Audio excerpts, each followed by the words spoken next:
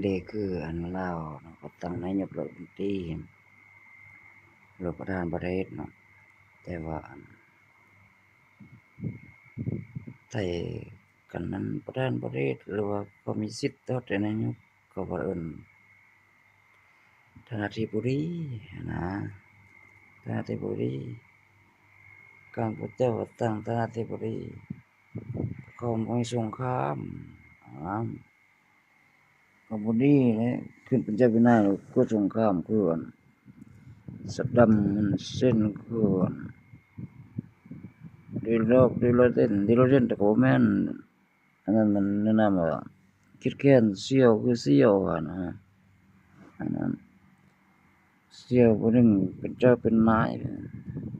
อาจจะป้องกันอะไรนะก็ได้ดีเราเล่นจนรับอยู่วุฒิแต่ขอยังว่านายกรัฐสิ้นก็ยังมีนั้นอันนึงเรามีสิทธิ์มีอำนาจไงเป็นเจ้าโลกนะเป็นประเทศที่เป็นเจ้าโลกแต่ดีเราเล่นเนี่ยเป็นนักธุรกิจในนักลงทุนเป็นผู้นู่นเนี่ยสกิสถานโอ้ไม่อย่างร่วงกิสถานเนี่ยพวกสลิมกันสลิม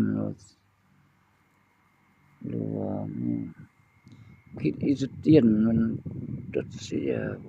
พวกศาสนาเนี่ยมันก็ไม่ไล่นะนั้นก็มัน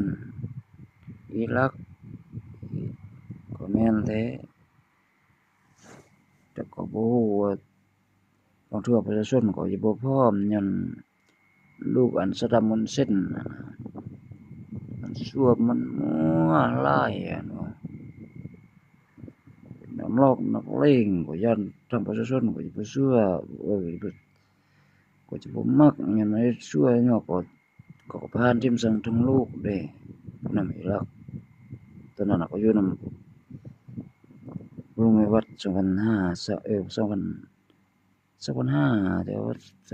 2006ก็น้ำมันก็แพงเลยอุ้ยตอนนั้นมีแต่น้ำมันในว่ารถลิตร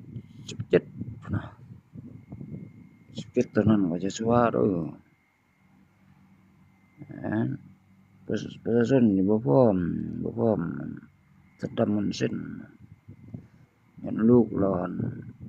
บ่ดี